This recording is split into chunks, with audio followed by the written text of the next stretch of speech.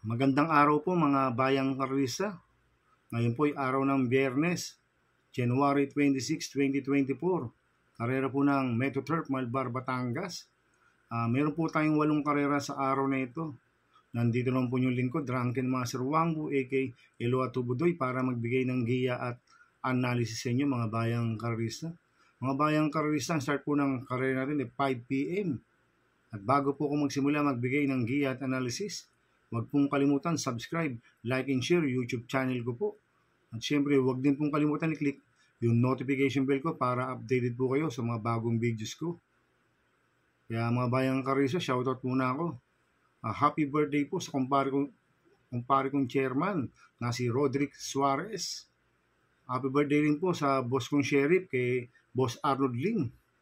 At happy birthday po kay paring Don Don from Dabar Cards, Rene, Glenn, Ray, Nardo, Jimmy, Allen, Marco, at Sir Lito Lagmay.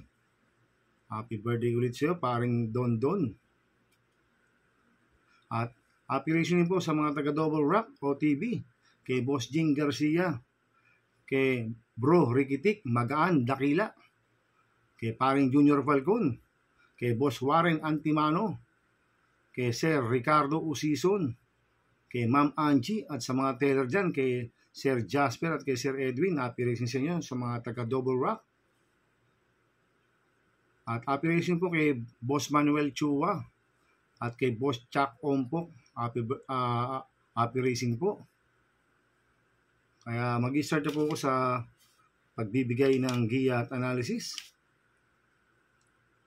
Race 1, first pick 5, covers race 1 to 5. May 8 kabayong tatakbo. 3-year-old and above maiden race sa distance 1,200 meters. So, solohin ko na po ito, numero 8, over assuming na sasakyan OP Cortez. Last run po na ito, noong December 31, pang 5 kilagos. Medyo malakas po nilabanan ng over assuming. Kaya tingin ko makakagraduate na ito. Kaya sosolohin ko na po yan, numero 8, over assuming.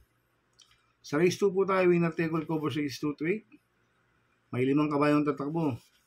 Feel akong GVD merge 18 and 19 sa distance 1,400 meters. First choice ko po dito, number 3, Prince Ice, sasakyan JD Pabilik.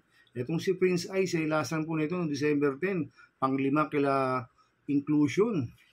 Mataas ang rating base system nito si Prince Ice, rating base 22 to 27. Kaya malaki panalo sa akin ito. Kaya siya po first choice ko. Second choice ko po, numero 1, Little Annie, na sasakyan ni Mart Alvarez. Itong si Little Annie, medyo mataas rin po ang rating base system niya. Galing po sa 16 to 21, hanggang 11 to 15. Kaya tingin ko, ito po magbibigay laban po kay Prince Ice, si Little Annie. Kaya may panalo rin sa akin to, kaya siya po second choice ko. Kaya ang first choice ko po, numero 3, Prince Ice. Second choice, numero 1, Little Annie. Sa race 3 po tayo, pick 6 covers race 3 to 8. May 8 kabayong tatakbo, rating based in class 5-5 split. Distance 1,200 meters. So, solohin ko na po ito, numero 1, Honey Rider, na sasampung Sierra Vinculam. Ito merong 1.15 po ito sa distance 1,200 meters noong November 8. Tinalo niya si Glendas Magic. At matataas po ang nilalabanan nito noong mga last run niya. Kaya tingin ko mahina po yung laban ngayon. Kaya sosolohin ko na po yan, numero 1, Honey Rider. Sa race 4 po tayo, pick 5 covers race 4 to 8. May 10 kabayong tatakbo, rating based system, class 4, 16 to 21 split, distance 1,400 meters. Dito marami kong nakikitang mabibilis na pwedeng maglutsahan. Sila Real Equity, I-Honors, Anglus, Meleplu.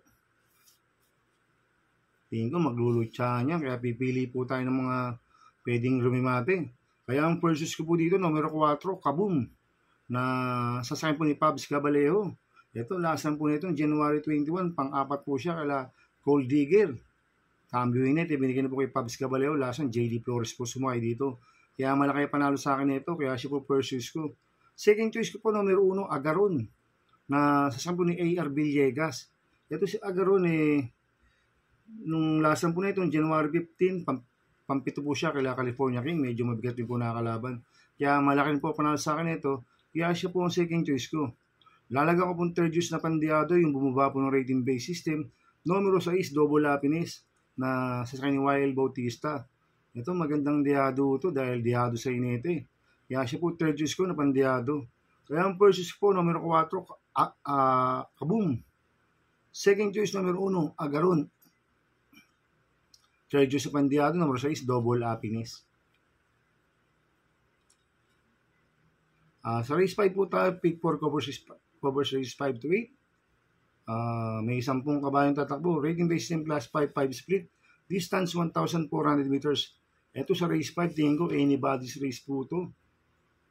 Maraming may mga panalo dito. Si Can You Give, Within Reach, Wishful Thinking, Heirloom, G-City, Rise Up, Surplus Boy. Yan yung mga may panalo dito sa race 5 na to. Kaya ang first choice ko po dito, numero 2, Can You Give na sa Jan Alvin Guse. Last run po na ito no January 17. Tercero po siya kila Instant Message, Cambio Inete. Binigay na po kay Jan Alvin Guse. Last run, MP Cañete po sumakay dito. Kaya siya po ang first choice ko. Second choice ko po yung numero 9, Rise Up na sasakyan po ni Patty Dilema. Ito, last run po nito noong January 17 rin po. Segundo po rin siya kay Instant Message. Cambio Inete, binigay na po kay Patty Dilema. Last run, Michael De Jesus po sumakay dito. Kaya malaki rin po panalo sa akin ito, kaya siya po second choice ko. Lalagyan ko pong third choice sa Pandiado, yung bumaba po ng rating base system. Numero G, Surplus Boy, na sasakyan ni Mart Alvarez. Ito, magandang diado to dahil magandang numero nasa labas. Tsak makakapweso at makakarimati na maganda to. Kaya siya po third choice ko na Pandiado. Kaya ang first choice ko po, numero 2, Can You Give. Second choice ko po, numero 9, Rise Up. Third choice sa Pandiado, numero 10, Surplus Boy. Sa race 6 po tayo.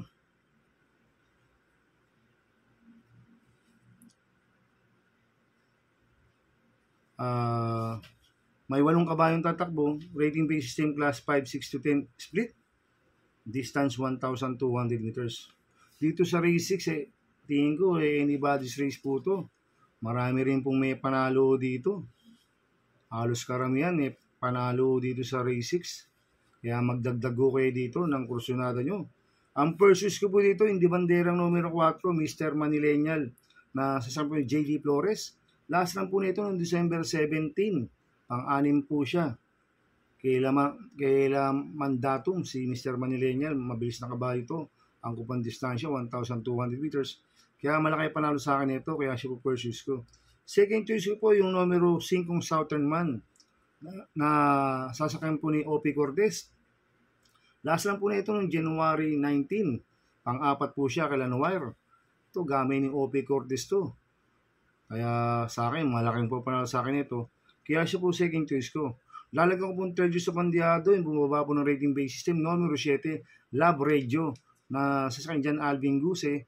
Ito si Love Radio, last one, MP Cañete lang po sumakay dito ngayon, Jan Alvin Guse. At bumaba po ng rating base system, kaya siya po third choice ko na Pandiado. Kaya ang first choice ko po, numero 4, Mr. Manileñal. Second choice, numero 5, Southern Man. Third choice sa Pandiado, numero 7, Love Radio. Sa penultimate race number 7 na po tayo, mga bayang karisa. May 10 kabayong tatakbo, rating base system class 4, 16 to 21 split, distance 1,400 meters. First choice ko po dito, yung deremating numero 10, Work From Home, na sa ni Pabs Caballero. Ito, maganda numero, nasa labas. Ito, pag nasa labas ang numero, malakas po rumimate ito. At last run po nito, ni Work From Home, noong January 20. Tercero po siya, kailang maasahan. Cambio Inete, binigay na po kay Pabs Caballero. Last run, si Charles Reyes po sumakay dito. Kaya malaki panalo sa akin ito. Kaya siya po first choice ko. Second choice ko po, numero 8, Lucky Strike, na sasakyan Ace Aguila. Last run po nito, January 15. Pang-5 po siya, kaya California King. Si Lucky Strike, kaya may panalo sa akin to. Kaya siya po second choice ko. Lalagang ko pong third choice sa Pandiado, numero 9, Grand Monarch, na sasakyan ni O.P. Cortez. Ito si Grand Monarch, last run, January 15. Pang-anim po siya kay California King. Binalik ulit kay Opi Cortez. Last time, Mark Alvarez po sumakay dito. Gamay ni Opi Cortez to. Kaya siya po third choice ko na Pandiado. Kaya ang first choice ko po, numero 10, Work From Home. Second choice, numero 8, Lucky Strike. Third choice sa Pandiado, numero 9, Grand Monarch. Sa last race po tayo, sa race 8. May 12 kabayang tatakbo, but 11 in numbers. Rating basis yung class 5, 6 to 10 split. Distance 1,400 meters. Ito anybody's race po to. Paratingan po ng mga exotics bets to. Kaya magdagdag ko kayo ito at magrami. Tingin ko mahirap na karera itong race 8 na to. Kaya ako, ang first choice ko po dito, numero 5, Stand in Faith, na sasakay mo J.R. De Ocampo.